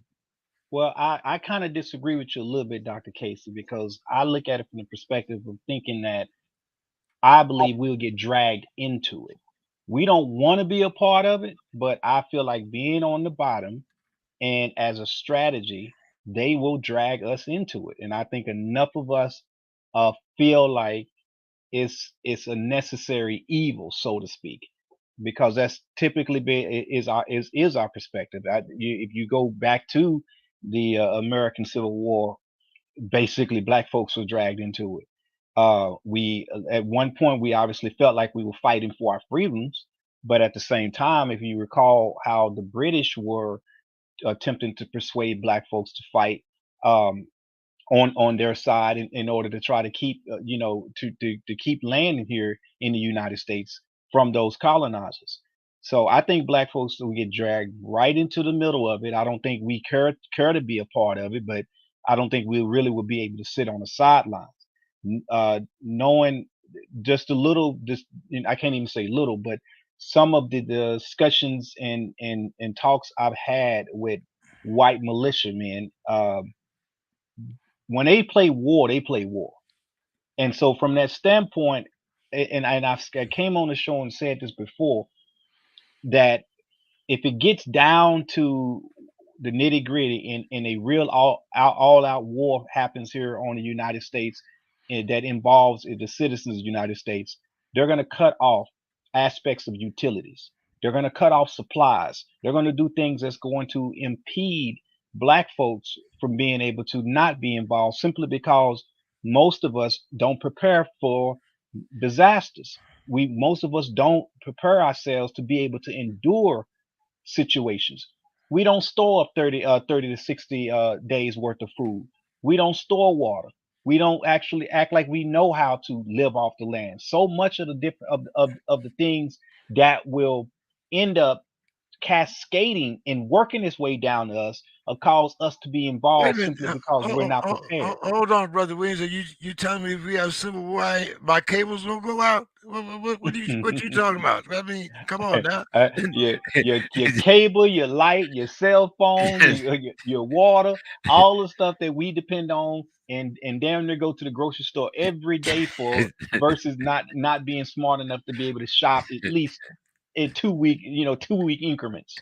And I think those kind of things will cause us to be getting involved. And I think that'll be part of what they use as a strategy to drag us in the middle of it, because our communities are going to get hit the hardest just because of our lack of preparation and how we don't organize around being able to deal with disasters. and how That's why I think it will be dragged right into it. and how we've already been set up in in certain communities where it's very easy to isolate us. So Miss Sims, as usual, always glad to have you on the show. Why don't you give us your final thoughts for this evening? Well, I'll tap into what Mr. Williams was just saying in terms of war and stuff. I think a lot of people don't see or recognize the negative things that are going on in their community as battles. So battles going on, just because you don't see guns being pulled and things like that, there are battles going on right now in our community, and a lot of people don't recognize them or see them as battles. And when a lot of battles start being combined, then you're going to have a big war. So in terms of a war coming, or civil war, or class war, whatever you want to call it, the ground is already being set out with these battles in communities, various states, and things going on. We will, and our citizenry and communities will negatively contribute to these battles or advance these battles if we remain silent and don't speak out, don't try to give people other ways of thinking about or recognize what's going on. So remaining silent is approval in some people's eyes, that you approve of what's going on. In order for people to be very clear that you don't approve of something, you gotta voice it. And that's what I'll leave it with you tonight, James. And one thing I'm gonna say to you, James, is I want you to be sure to, I thought of you just as just a joke. No, I'm not gonna say it. I was going to say this. I want you to remain, not to go into. No, it's not. It's going to go over flat. So that's all. The end. Go ahead, Miss Sims. What was it? Not to do what now? Go ahead. You can't start it. Don't stop. When I saw how you had changed, you did real good and put out there a message to everybody. Then you went changed it, and then I said, I wonder if this guy is making too many visits to California's version of the House of the Rising Sun, and somebody needs to tell him to keep away from the House of the Rising Sun. That's it. I just made a visit today, and tomorrow's tax-free Tuesday. I might go back, but anyway. You take 2 minutes. to the rising sun. Tell your mama somebody that they trying to. Hey, mama knew for years, but That's why, that's why I said, oh, somebody you'll listen to. you have a good night, Miss Sims. But hey, Yeah. when I come to Minnesota, I'm gonna make sure that we're not in the same car because I know they're gonna pull me over. So I want to know because I'm coming to you. I'm coming off my sick bed and sick house. I'm going to meet with you. I want to see you in person. If you come out here, you're gonna be singing a different No, tune per se. that's when you come to Minnesota. I'm not coming that way. You have a great night. Yeah, come here on my ground. You have a great night. Okay. Dr. Casey, final thoughts. So, first and foremost, I don't believe that there will be a civil war. I think that it's just a lot of angst. Now, with that being said, I do want to touch on the fact that someone was speaking about paragraph 4 of a recent bill that executive order that Joe Biden passed that talks about Biden dollars or some type of currency that or some type of means where he is seeking to control and see what we spend our money on and what we're doing and how we spend our money. A lot of these things are fear-based mental attacks to keep us on guard and which kind of gives the energy for some things to happen. It's a whole bunch of, I mean, I just think about uh when 2012 hit, when 2000 hit, and there was a lot of people that were afraid that Y2K was going to be the end. So we have to keep in mind that there's a lot of fear-based thinking that is used to control how we move and what we do and how we operate. So I want us to not get caught up in any of that. However, I always talk about being proactive instead of reactive. So you always need to make sure that you're prepared for anything. When I say anything, I mean anything. And when it comes to the control of whatever might have been in the executive order paragraph 4, um, I definitely see where there could be a new level of control with the way these computerized cars function. I have a new car, and it really grinds my gears sometimes because it is so computerized that I could tell that it would be easy to manipulate.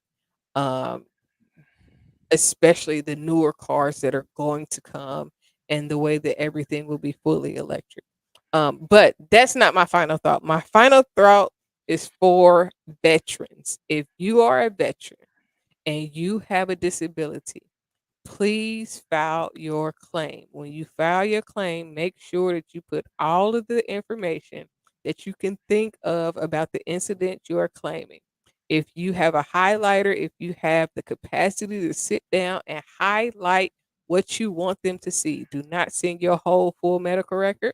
Send the pages that you need them to look at because if you send 200 pages of your medical record, they not looking at the whole 200 pages. They gonna skim through it and tell you, nope, we don't see what you're talking about. So go through, pick out the pages that you need them to see. Highlight. If you got enough time to color code, when I did my claim at one point, I color coded it. I was look, the pink is this, the blue is this, the yellow is this, the orange, the green, all of these are the things that I want you to see. This way, they cannot act like they don't see what you're talking about in your medical records. A lot of medical records, especially prior to, I'll say 2010. Just that's just the year that I'm going to use. I don't know. They still might be writing everything out, but when I look at some of my medical records from 2003, 2002, 2004, a lot of it is gibberish. You can't understand nothing. So you have to make it as clear as day for them to see. If they deny you, go back. If you have a claim pending, go to every single doctor's appointment that they set for you. Make doctor's appointments. Go be seen, because if they don't have a record of you being seen, it's like the claim is not able to be approved because you ain't been seen. So can't nothing be wrong with you. Even if they can say that something has been wrong with you, they will act like nothing is wrong with you. Do not give up on yourself. It is not just a little check. It is not just it. There are things that go with that check. If you get 100%, your children can get college education for free. You can get medical benefits for free. You can still go to the commissary, get an ID. It's a lot of things that come with being a veteran and getting those percentages up. It is harder to get 100% if you at 70% than if you at 30% trying to get 100%. So if you get to 70%, if you feel like you are too disabled to work, file a claim for unemployability. It is not the easiest claim to get, but if you get to 70%, you have to get like almost 80%, another 80% in order to get 100% because the VA do funny math. Do not let them discourage you. Do not give up on yourself. First, you ask for a reconsideration. Then you ask for an appeal. And I mean, letter of disagreement. It's a lot of steps before um, your claim is out the window, but you only get like a year after they deny your claim to try to get them to reconsider it, to get the appeal going. Now, it could take years for your appeal. Listen, Yeah. I literally right now I just sent in some papers last week for an appeal that's from 2012. That was 10 years ago. I have not given up the fight. Go to your appointments. If you cannot find an attorney, research. Take all your time that you got available and research what you need to know so that you can do it yourself. Do not give them any reason to let you just dwindle away because guess what? If you don't fight for it, ain't nobody gonna fight for you. You can fight if you had the capacity to fight in the army for this country, in the Marines, in the Navy, in the Air Force, the Reserve, wherever you fought for that made you a veteran, do not lose the fight when it comes for you. If nobody else is going to fight for you, you got to fight for you. You are your biggest, strongest support. If you don't feel like you got support, I can't take on everybody that's probably listening to this, but I support you. Go listen to Speaking Freedom TV. There's episodes to help you get through and just don't give up. Fight on.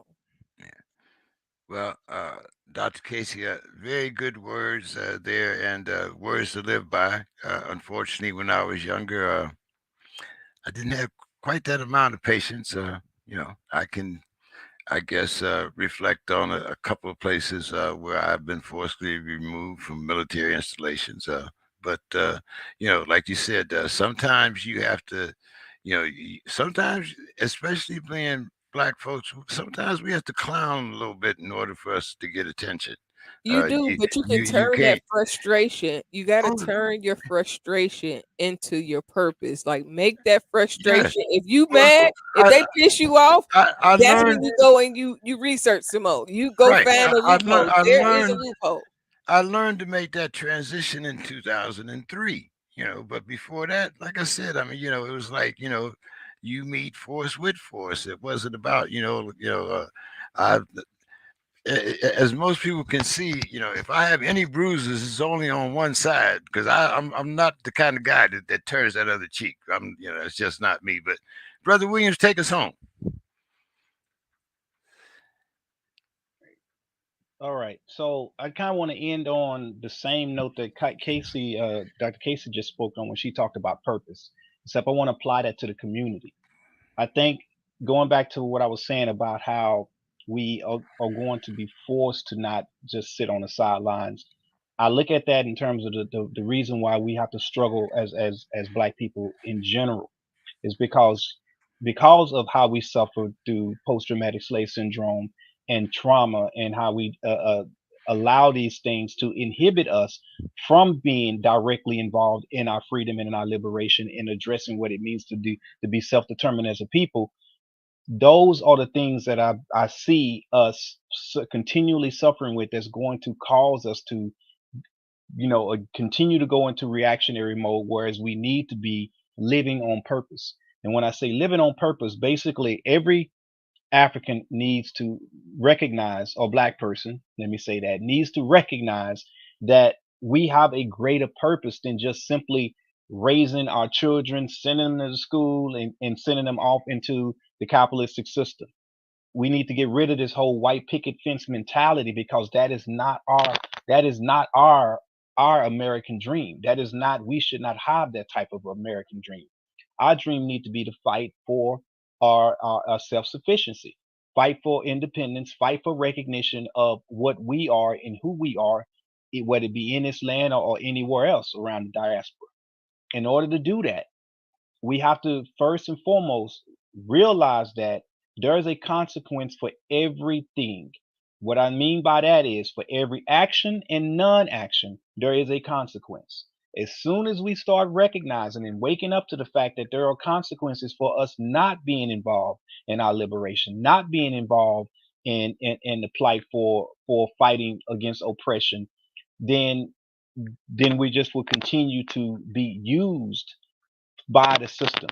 The system will use any and everything that it can from the standpoint of predator prey perspective. So as long as we continue to sit back as a collective and allow things to manipulate and operate the way it does, then we no doubt will continue to be used and pulled and wrapped up into every single situation that they can take us into. Because when you're on the bottom, keep in mind, think of a foundation. When you're on the bottom, whether you like it or not, you are holding up everything else. The elite structure is held up by everything that is underneath it. As long as those things that are underneath it continue to allow someone to step on your head, continue to allow someone to put their knee in your neck, then we will get the same things we continue to get. So the consequence of our inactions are going to continue to get us, put us in a position of, like Casey was saying, fear, and constantly put us in a position of being reactionary. So if we want things to actually turn in our favor, if we want to not be in a position of constantly being destroyed, killed, taken advantage of, and also being the ones that are continually doing without at a higher degree than what we currently are doing without, then we have to realize that our purpose collectively must be to come together, unify, and make change for ourselves as a people. You muted there, James. Yeah. So thank you everyone for coming on tonight. Appreciate your time, and look forward to talking to everyone again next week. So have a great week, and I guess I should say keep your powder dry, huh? Peace.